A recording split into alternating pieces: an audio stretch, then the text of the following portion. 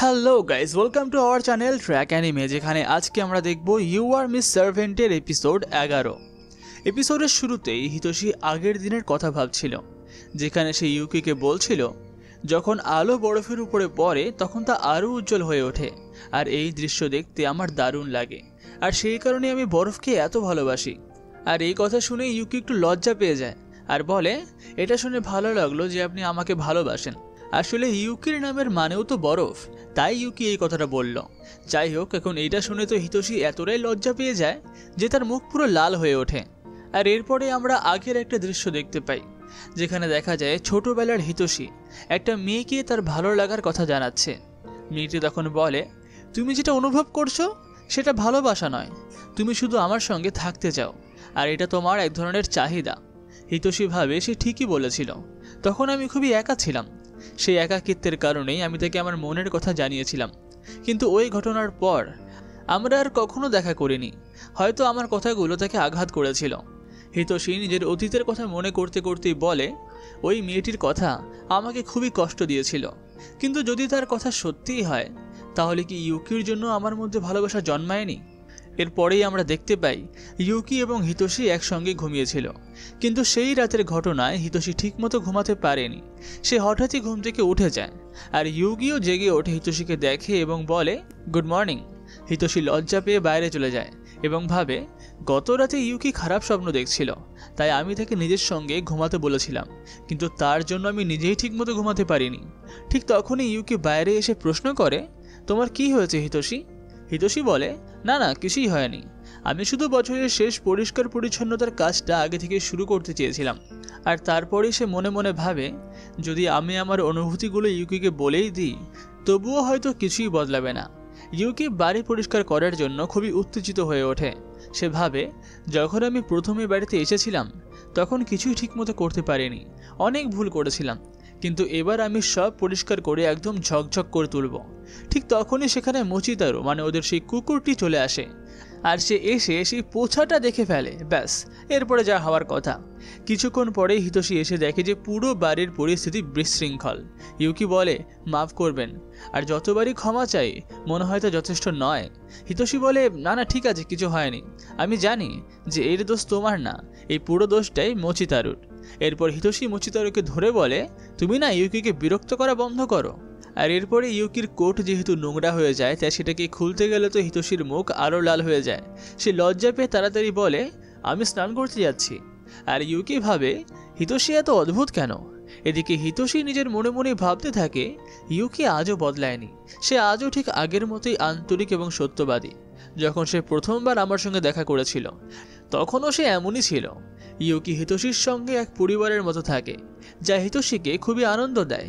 তবে তার মধ্যে সবসময় একটা ভয় থাকে, যদি ইউকিও একদিন তাকে ছেড়ে চলে যায়, যেমন তার মা এবং তার বন্ধুরা চলে গিয়েছিল।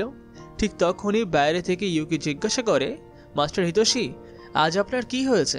সকাল থেকে এত অদ্ভুত আচরণ কেন করছেন? হিতোশি বলে, আমাকে আগে স্নান করতে হতো, তাই আমি তাড়াতাড়ি চলে আসলাম। কিন্তু তখন সে ইউকির আনন্দিত এবং উজ্জ্বল মুখ দেখে চমকে ওঠে, কারণ ইউকি তো হিতোশিকে নিজের কোলে মাথা রাখতে বলছে, এমনকি সে হিতোশিকে শান্তও করতে চায়। হিতোশি মনে মনেই ভাবে, যখন আমার হৃদয় এত জোরে ধুকপুক করছে তখন তোমার এমন কাজ করা উচিত নয়। এরপরে ইউকির উজ্জ্বল চোখ দেখে হিতোশি বলে, ইউকি, আমি তোমাকে কিছু বলতে চাই, অনেকদিন ধরেই বলতে চাইছিলাম। তোমার কোলে মাথা রাখাটা সত্যি খুবই লজ্জার বিষয়, কারণ একজন যুবক ছেলের উচিত নয় যে একটা যুবতী মেয়ের কোলে মাথা রাখুক। আর এই কথাটা শুনে তো ইউকি খুবই কষ্ট পায়। সে বলে, আপনার মানে যে আমি আপনার পছন্দের নই, তাই তো মাস্টার হিতোশি? হিতোশি তাড়াতাড়ি বলে, আরে না না, তুমি আমাকে ভুল বলছো। ইউকি বলে, না না, আমি বুঝতে পেরেছি, আপনি নিশ্চয়ই আমার ওপর বিরক্ত হয়ে গেছেন। এই কথা বলে ইউকি কান্না করতে শুরু করে। সে বলে, আমি কিছুই ঠিকভাবে করতে পারি না। আর ইউকিকে কাঁদতে দেখে হিতোশি খুবই অস্থির হয়ে যায়। ইউকি আরও বলে, আমার চোখে এত গরম লাগছে, কিন্তু তার মধ্যেও জল বের হচ্ছে কেন? হিতোশি ভয় পেয়ে বলে, ইউকি, আমাকে ক্ষমা করো, সত্যি কথা হলো আমি তোমার কোনো আচরণে বিরক্ত হইনি। আর তারপরে সে মনে মনে ভাবে, আমি কেন তাকে কাঁদালাম, সব আমার দোষ। তাই এখন সে ইউকিকে বলে, তুমি তো পুরো ভিজে গেছো, তুমি একটা কাজ করো, আগে স্নান করে নাও। আর ইউকিও স্নান করতে চলে যায়। হিতোশি আবার ভাবে, আমি তাকে কেন স্নান করতে বললাম, আমার মাথায় কি চলছিল। আমাদের সম্পর্ক ক্রমশই অদ্ভুত হয়ে যাচ্ছে, আর ইউকি তো বেশ দুঃখী।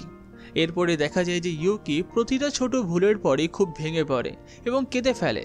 আর একদিন তো এমনও হয় যে ইউকি বাজার থেকে মূলা আনতে ভুলে যায়, আর বাড়িতে এসে হিতোশিকে দেখে সে দুঃখিত হয়ে কাঁদতে শুরু করে। হিতোশি তখন তাকে শান্ত করার চেষ্টা করে, আর মনে মনেই ভাবে, আমি কিভাবে ইউকিকে ঠিক করব। এরপরে হিতোশি তার মোচিতারুর সঙ্গে খেলার সময় ইউকি তা দেখেও কাঁদতে শুরু করে। বাড়ি পরিষ্কার করার সময় দুটো বিড়ালকে ঝগড়া করতে দেখে ইউকি আবার কাঁদতে শুরু করে। হিতোশি মনে মনে ভাবতে থাকে, আমি ইউকির এই কান্না আর সহ্য করতে পারছি না। একদিন গাছের পাতা পড়তে দেখেও ইউকি কাঁদতে শুরু করে। হিতোশি তাকে বলে, এটা তো তোমার দোষ নয়, এবার কান্না থামাও। আর সেদিন রাতেই হিতোশি ভাবে, ইউকির যদি কান্না থামাতেই হয় তাহলে ওকে আমার পাশে শুতে দিতে হবে। এরপরে ইউকি বালিশ নিয়ে হিতোশির পাশে আসে আর তার একসঙ্গে শুয়ে পড়ে। কিন্তু হিতোশি ঠিকমতো ঘুমাতে পারে না, তার হৃদয় জোরে ধুকপুক করতে থাকে। ইউকি তা ভালোভাবেই লক্ষ্য করে। পরের দিন হিতোশির খুবই ঘুম পায়, সে সোফায় গিয়ে শুয়ে পড়ে। কিন্তু পরে যখন সে তারিখ দেখে, তার মনে পড়ে যে আজই তো বছরের শেষ দিন। সে মনে মনেই বলে, ইউকির সাহায্য নেওয়ার পরও আমি শুধু নিজের ঘরটাই পরিষ্কার করতে পেরেছি, এখনও পুরো বাড়িটা পরিষ্কার করতে হবে। আর এর কিছুক্ষণ পরে ইউকি রাতের খাবার জিজ্ঞাসা করতে হিতোশির কাছে আসে, কিন্তু সেখানে হিতোশি থাকে না। সে টেবিলে একটা চিঠি পায়, তাতে লেখা ছিল, আমি খুব তাড়াতাড়ি ফিরে আসব।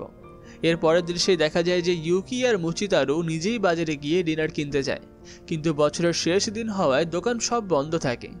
তাই সে এখন মলে গিয়ে কিছু রোস্টেড মিট কিনে আনে।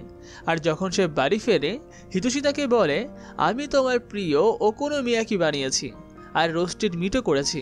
এই কথা শুনে ইউকি আবারও কাঁদতে শুরু করে, কারণ সেও একই জিনিস কিনে এনেছে। হিতোশি ইউকির কাছে ক্ষমা চাইতে শুরু করে এবং বলে, আমাকে মাফ করে দিও। আর তাছাড়াও আমার আর তোমার রোস্টেড মিট কিন্তু একেবারেই আলাদা, আমারটা কাটা আর তোমারটা পুরোপুরি আস্ত। যাই হোক, এরপর রাতের খাবারে তারা একসঙ্গে ডিনার করতে বসে। ইউকি খাওয়ার পর বলে, বাহ, খাবারটা সত্যি অসাধারণ হয়েছে। তবে সে তখনও কাঁদছিল। হিতোশি মনে মনেই ভাবে, এবারের কান্না থামানোর জন্য কিছু তো করতেই হবে। আর এরপরে হিতোশি ভাবে, কাল বাবা ফিরে আসবেন। এসব ভাবতে ভাবতে সে সোফাতেই শুয়ে পড়ে এবং ঘুমিয়ে যায়। আর কিছুক্ষণ পর ইউকি সেটা দেখে হিতোশির গায়ে একটা কম্বল দিয়ে দেয়। আর পরের দিন সকাল সকাল রিকো এসে তাদের দুজনকে নতুন বছরের শুভেচ্ছা জানায়। এই সঙ্গে একটা মন্দিরে যাওয়ার জন্য আমন্ত্রণ জানায়। ইউকি বলে, কিন্তু হিতোশি তো এখনো ঘুম থেকেই ওঠেনি, সে তো সম্পূর্ণ ক্লান্ত লাগছে।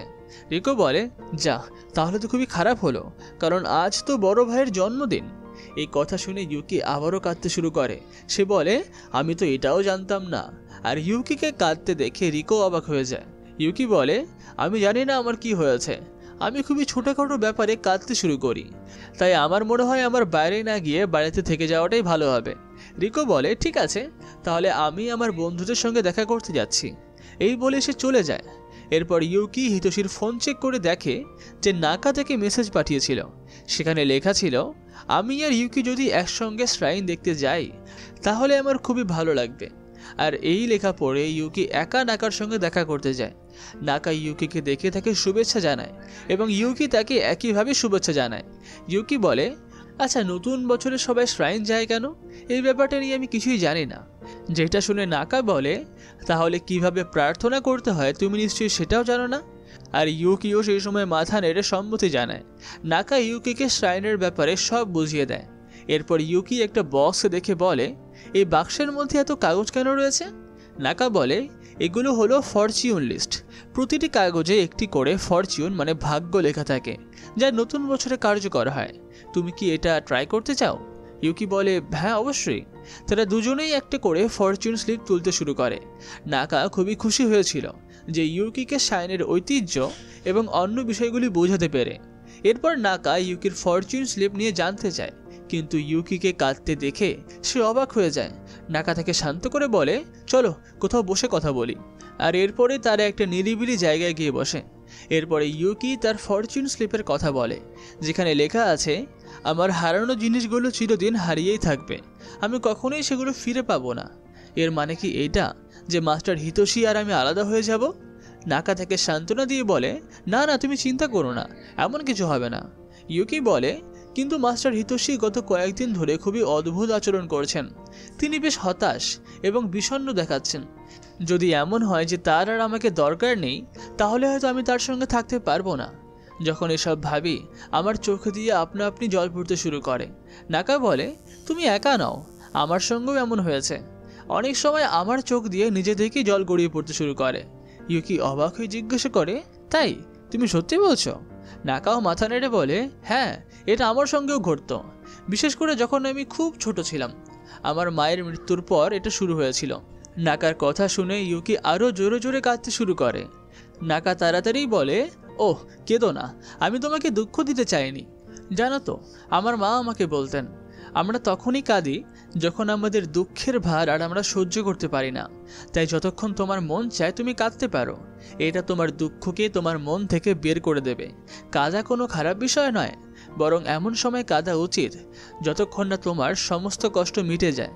এরপরে একদিন তুমি আবার হাসতে পারবে। এরপরে তারা শ্রাইনে যায়। নাকা ইউকিকে শ্রাইনে কীভাবে প্রার্থনা করতে হয় তা শেখায়, আর ইউকি তার মতো করেই প্রার্থনা করে।